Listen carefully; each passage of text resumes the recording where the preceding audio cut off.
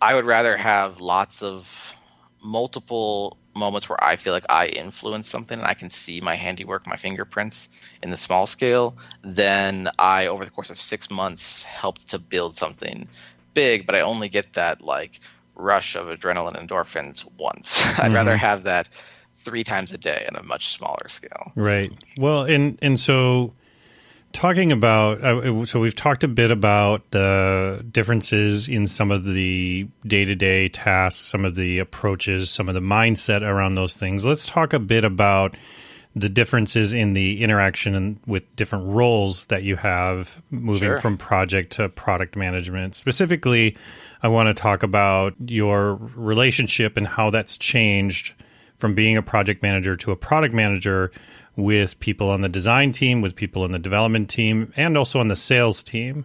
hmm So, how has your relationship changed from being a project manager to a product manager when working with a sales team or sales organization? It's funny because I was talking to someone, it might have even been you, about why I liked this role, and it Mm, was like, no customers. I don't have to worry about customers at all. I've got a team who does that, and whoever it was chuckled and said, "You have customers; they're just internal. Like you still owe something to somebody. right. There's still people who want stuff from you. It's just a different group." Right. Well, and Uh, when I write articles or do the podcast, I've struggled before because I know a lot of people call them different things. You have clients, you have stakeholders, right, you have owners, you have all these different things. I kind of just constantly refer to them as clients, whether they're right, internal or external. Basically, because it puts me in the right mindset that I feel like I need to be because much like a project manager and a product manager, I still believe it is a customer service centric role, as well as a strategic part about delivering on software. absolutely. And so what's my journey has been going from nonprofit to project to product, and as a project manager, especially in that role that I was in, I was the primary customer facing role. I was the member of the project team and really the member of the company that had the most direct interaction with the customer.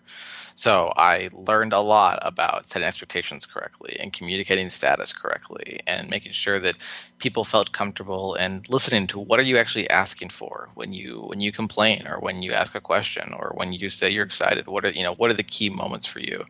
I think, and for me, I found success in those relationships when I was able to really earn trust with those people I was working with. It was when I kind of dropped the facade a bit and said, like, tell me what's really important to you, or let me show you what's really going on. Because in 6 months, I'm going to ask you for more money, and not because I'm greedy, but because we need more money to accomplish your goals, and I need you to Right. trust me, Yep. right? Uh, in my situation now, there's no money changing hands directly between us, but there is still a level of trust, which is that, when you say that there's this problem, and I tell you, IE11 doesn't support things that way. You have to believe that I know what I'm talking about. And I asked the engineering team about it. I didn't just make that up, right? Or even better, when I say we'll fix that in 2 weeks, it'll go out on the 19th or whatever. Like Hmm. having that trust there is so essential to working with anyone that you're working with. And for me, that's kind of been the bedrock of how I think about that. But it's still a very different relationship, and that's kind of what, for me, after 5 years being on the front lines of having to work with clients who are very financially focused as they absolutely should be, that was exhausting. And I like having a customer support and customer service team whose job it is to talk to clients and set expectations and do the things and make sure that they're getting their money's worth. And I will instead take that broader approach of where's this overall product going. Hmm. Um, they're still my clients, absolutely, but we're literally on the same team, Right. right? Like, I know I've talked to you in the past about this idea of, you know, you and I, client, are on the same side of the table. The project is who we're fighting against, right? We're not on Yes. opposing sides. We're on the same side. It's that much easier when we're literally in the same office, on the same side, wearing the Sure. same company T-shirt or whatever, right? Like, Sure. for someone who takes a relationship based approach, that makes it so much easier for me to say, here's what's really going on, and to be transparent about here's what we're really facing or whatever. And there are times where you get burned, just like with any other client relationship, where you're a little too honest, or they are a little too demanding, or you didn't quite say no firm enough, or you left yourself open. But yeah, that's part of any sort of, I think, any delivery, any release, any software product, that there's going to be those aspects, and that is the same regardless of your role and your title. Sure. Well, it's building that trust, and I think one of the key things that you mentioned in there, I'm just going to pull out of some of the things you were saying to how I want to put this. Some of the things I heard you saying is something I also believe in, which between product and project management, trust that you build is on execution, is that right. You're executing either on this idea or this project, and what comes out of that, the outcome, is part of what makes people think you're good at your job, that the outcome is sound, that the outcome is solid. So if you have that same sort of passion towards good and positive outcomes, I think that's a trait that translates between both roles, or it should translate between both roles pretty effortlessly. Absolutely. And for me, it's also telling you what I'm going to do, like setting that expectation with you to say, here's the outcome I'm going to deliver to you. Like there's the silly little easy example of like, I will get an answer for you today by 4 p.m. on that question, right? That's an easy, a little bit over the top example, but I think that is helpful when someone is worried or concerned, or set that expectation with them, and I think especially when you are working with someone you need to build trust with, to say, I understand this is important to you. I'm making it a priority. You will see that go out with our next release in 2 weeks. And then say, it's 2 weeks from now, as I promised, that thing is live. Here's the information about how to see that. Here's the link to the thing. Mm-hmm.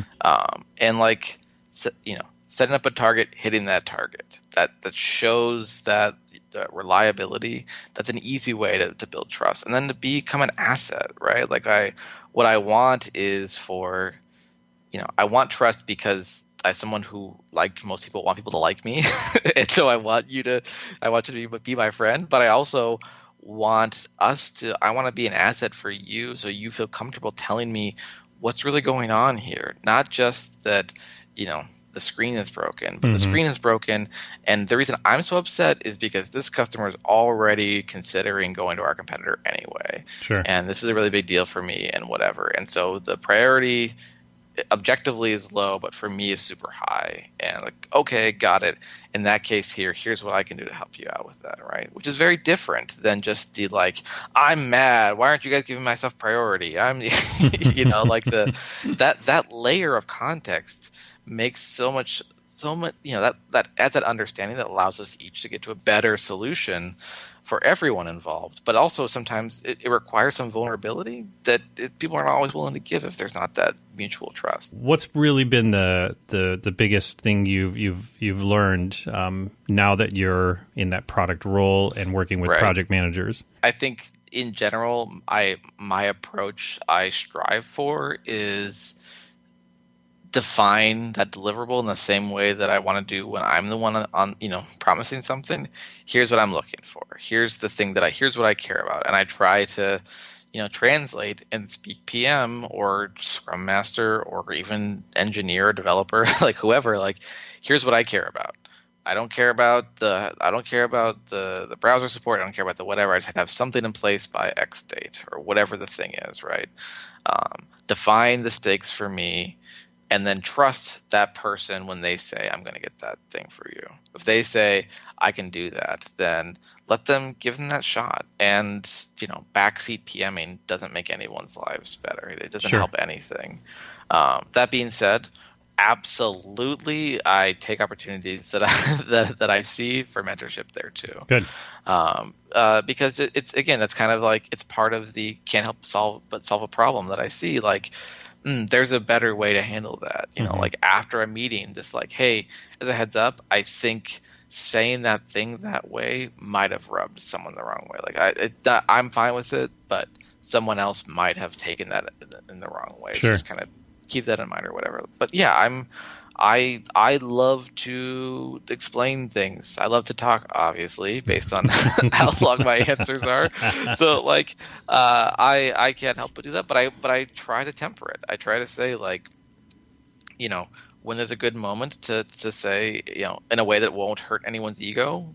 Yeah, here's an idea I have, or here's a suggestion, or even just throw it out there. I don't know, do it your way. Here's how I found success doing it this way in the past.